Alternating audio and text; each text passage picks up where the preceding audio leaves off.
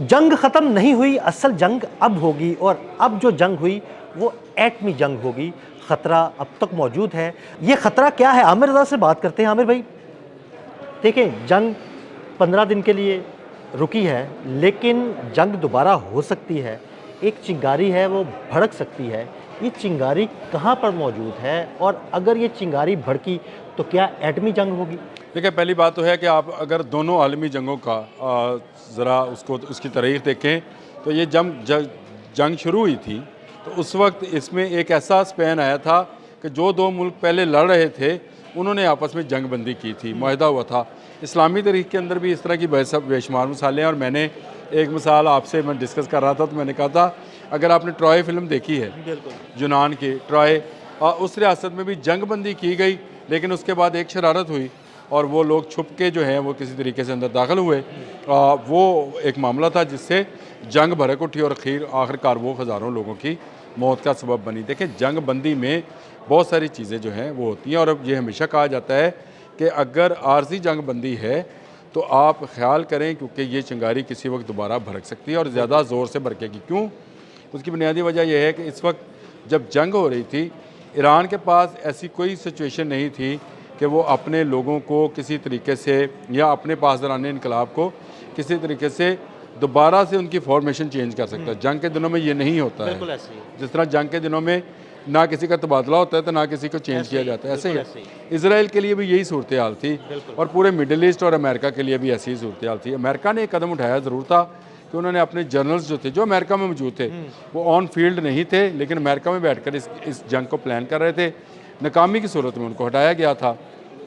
अब जो नए जनरल्स आए हैं वो कोई नया प्लान कर सकते हैं। आदिल साहब, सोचने की बात यह है कि ईरान से लगातार मार खाई जा रही थी, इसमें मुझे कोई शक व शुबा नहीं है, क्योंकि उनके ब्यूटीफुल आर्मेडास जो हैं, जिनको वो जराल्ड आर फोर्ड है या अब्राहम लिंकन है, वो अपाहज हुए, अपाहज होकर हॉस्पिटल्स में दाखिल हो गए।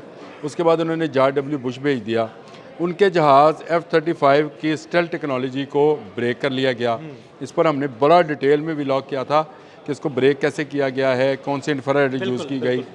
उसके बाद इनका A-10 जहाज़, जिस पर आपने कल मुझसे कहा था कि आपके साथ मैंने A-10 पे करना है, करेंगे, कल कर लेंगे, किसी आने वाले दिन में कर लेंगे, वो तबाह हुआ। C-130 इनका यूरेनियम चुराने के लिए गए, नाकाम। तो मुसलसल नाकामियों की एक दास्तान है जो बहुत दूर तक, बल्कि दिमोना तक जाती है।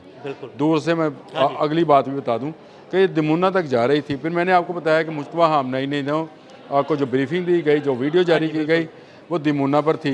ये न्यूक्लियर साइट है। अब ये जंग न्यूक्लियर साइट की तरफ जा रही थी तो अमन पाकिस्तान ने इसको अमन के लिए शुरू किया अपना काम, और करते करते पाकिस्तान कल रात इस नतीजे पर दोनों ममालिक को पहुँचाने में कामयाब हो गया कि आप जो हैं पहुँच जाएँ, सुलह कर लें।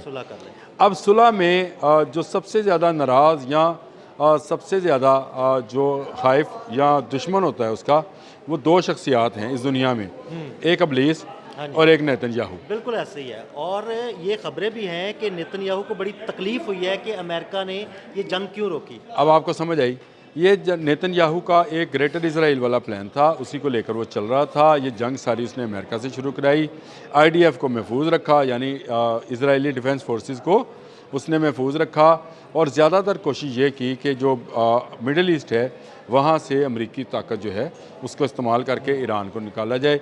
मुसाद ने यह सारा प्लान किया था।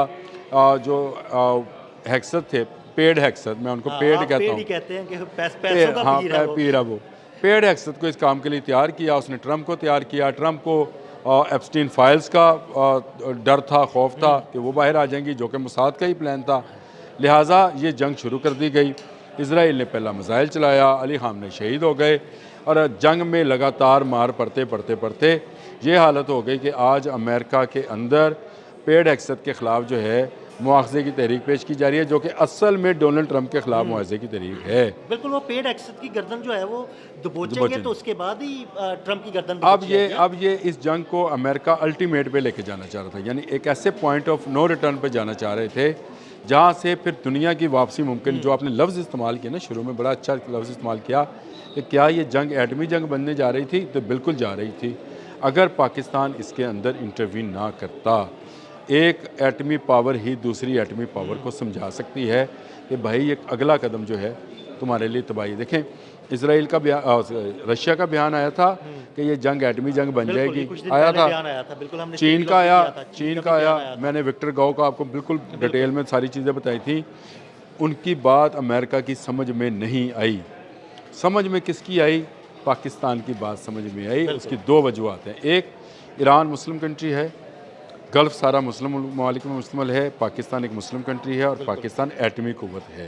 बिल्कुल ऐसे ही है। यानी पाकिस्तान के 3, 4, 5 प्लस पॉइंट ऐसे हैं जिनमें एक पॉइंट आप ये भी शामिल कर लिया करें कि हमारी फ़ौज इतनी मजबूत है कि अपने से 10 गुना बड़ी फ़ौज को उसने नाको चने चबोर शिकस्त दी है। तो ये सारे वो पॉइंट्स हैं जिसको लेकर ये सुलह की टेबल पर आ बैठे हैं। अब 10 अप्रैल को ये सुलह की टेबल पर आ बैठेंगे, लेकिन ख़तरा अभी नेतन्याहू और इब्लीस की शक्ल में बिल्कुल, मौजूद मैं है। यही पूछने वाला था कि वो चिंगारी जिसका खौफ है, वो चिंगारी कौन सी है और कहाँ भड़कने का खदशा है?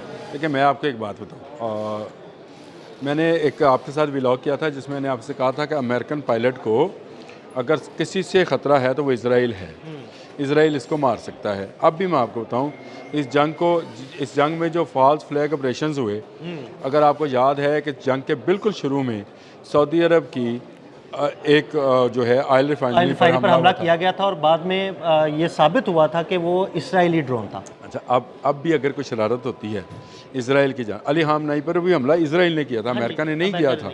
सोचने समझने वाली बात है कि इसराइल इससे सबसे ज़्यादा नाखुश है। इस वक्त नेतन्याहू और शैतान जो हैं, एक ही करैक्टर के दो नाम हैं और ये दोनों इस सुलह से खुश नहीं हैं। और पाकिस्तान का इसमें मरकज़ी रोल होना तो किसी सूरत इन दोनों को बर्दाश्त नहीं है उसके लिए। वो तो अब अगर आप कहें कि ये चिंगारी क्या लेबनान से भड़केगी, गज़ा से भड़काई जाएगी, फ़लस्तीन में मस्जिद अक्सा की तरफ जो है मैली आँख से देखकर भड़काई जाएगी, कोई थर्ड टेंपल के ज़रिए भड़काई जाएगी, कोई रेड हाइफर के ज़रिए जो है उसको जो है ज़िबा करने के बाद इस चिंगारी को भड़काया जाएगा।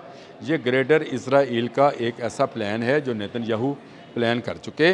उसमें उन्होंने देखें, हमें अब सोचना ये है, हमारे लिए इसमें सारे में सबक ये था कि तमाम मुस्लिम कंट्रीज़ अगर इकट्ठी हो जाए, बिल्कुल सर जोड़ कर बैठ जाएं, ईरान सऊदी अरब से कहे भाई क्या मसला है और सऊदी अरब ईरान से कहे भाई कोई मसला है, तो बताओ अपना मसला है, बताओ हम उस मसले का हल दोनों की कोई जदा साझी तो नहीं है ना, बिल्कुल भी कोई सरहदी तनाज़ा नहीं कोई है। नहीं है। अगर कोई फ़रोई किस्म के मसले की मसाइल हुए भी तो वो भाई वो आप अपने मसलक पे कायम रहो, आप अपने मसलक पे कायम रहो, आप जहाँ जाना चाहते हैं वहाँ जाएँ, जो यहाँ जाना चाहते हैं यहाँ जाएँ।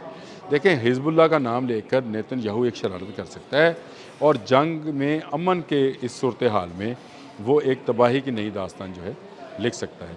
ये एक ख़तरा है। वो अब मैं लफ्ज़ इस्तेमाल नहीं करना चाहता, ये मल्ले दियो पुप्पो जेरी किसी वेले भी कोई ख़राबी पैदा कर सकता है। बहुत शुक्रिया आमिर भाई। आमिर भाई ने बड़ी तफसील के साथ इस सारे मामले पर रोशनी डाली। मज़ीद अपडेट्स के लिए हमें फॉलो करते रहें। अदील अहमद और आमिर रज़ा को इजाज़त दीजिएगा। अल्लाह हाफ़िज़।